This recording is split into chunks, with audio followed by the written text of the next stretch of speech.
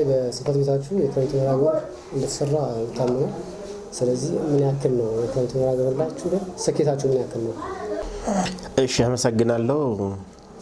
እንግዲህ በአዲስ ከተማ ክፍለ ከተማ ወረዳ 4 አስተዳደር ህብረተሰብ ተሳትፎና በጎ ፍቃድ ማስተባበሪያ ጽህፈት ቤት በአንደኛ ሩብ ዓመት ዘርፈ ብዙ ስራዎችን ሰርተናል።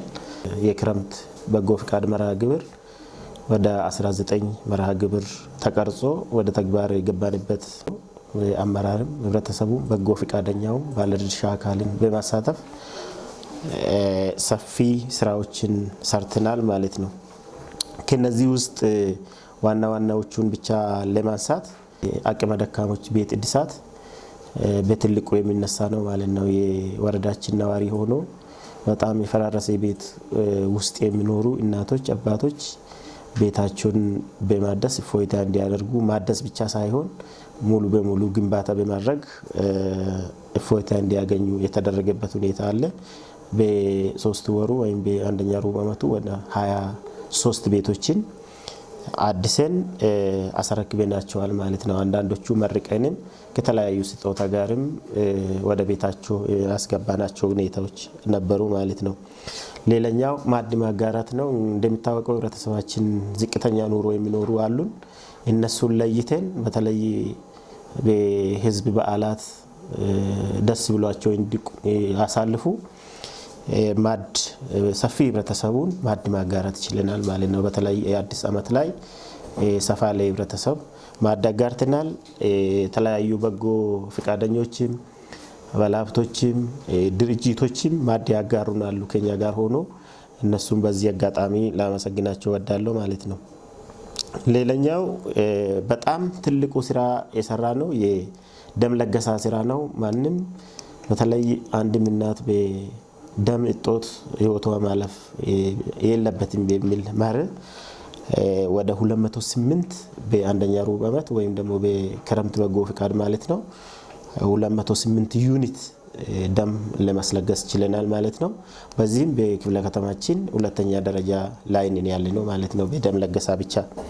ስለዚህ በዚህም ስኬታማ ስራዎችን ሰርተናል ለማለት ይችላል ማለት ነው። ስለዚህ ሌሎችም በክረምት ማጠናከሪያ ትምህርት የመንገድ ትራፊክ በጎ ፍቃደኞችን በማሰማራት ትራፊክ ማጨናነቅ ያለበት ቦታ በጎ ፍቃደኞቻችን ተሰማርቶ ለትራፊክ እገዛ ያደረጉ ሰፊ ስራዎች የተሰራበት ሁኔታ አለ። ሌሎችም 19 መርሃ ግብሮች ላይ በጎ ፍቃደኞችን በማሳተፍ ሰፊ ስራዎች ሰርተናል ለማለት ፈልጋለሁ ማለት ነው። ሌላኛው ከመሰረተ ልማት ጋርም ተያይዞ አንዱ ስራችን ነው።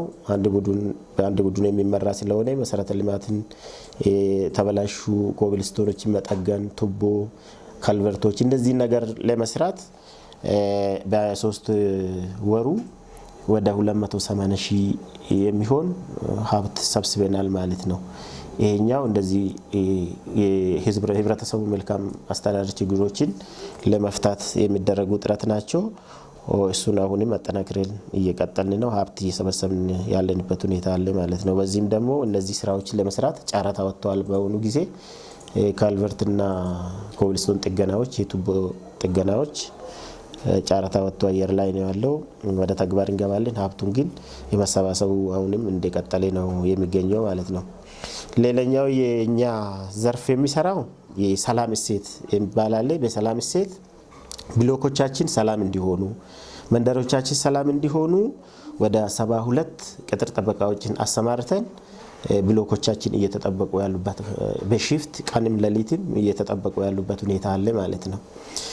በዚህም 72ቱም ከህብረተሰቡ ነው ሰብስበን የሚያዝ ባጀት የለም። ከህብረተሰቡ ሀብት ሰብስበን ደሞዛቸውን እየከፈል አገልግሎት እየሰጡ የሚገኙበት ሁኔታ አለ። ወደ 750 ሺህ አቅደን 1 ሚሊዮን 14 ሺህ ብር ሰብስበን ደሞዛቸውን እየከፈል ያለንበት ሁኔታ አለ። ተጨማሪ ደግሞ መስታወቂያ አውጥተናል ማለት ነው። በቂ ስላልሆኑ 61 ብሎክ ነው ያለን። እዚህ ላይ በበቂ ሁኔታ ጥበቃ መመደብ ስላለብን አሁንም የቅጥር መስታወቂያ አውጥተን ሰዎችን እየመለመልን ያለንበት ሁኔታ አለ። ቢያንስ እስከ 17 የሚሆን ቅጥር ጥበቃዎችን በዚህ ዓመት እንጨምራለን ብለን በእቅድ ይዘን እየሰራን ያለንበት ሁኔታ አለ ማለት ነው።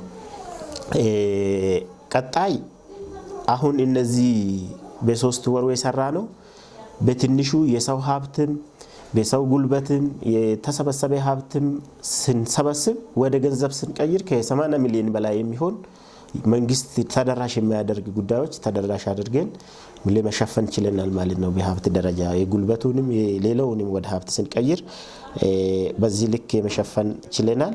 ቀጣይ ግን በትኩረት አሁንም በበጎ ፍቃድ የምንሰራ ስራዎች አሉ ማለት ነው። ይቀጥላል። የበጎ ፍቃድ ስራዎች ህዝቡ ባህል እንዲሆን በአስተሳሰብም እየቀረጽ አሁንም ወደ 27 ቤቶች በበጎ ፍቃድ ለመስራት እቅድ ይዘናል።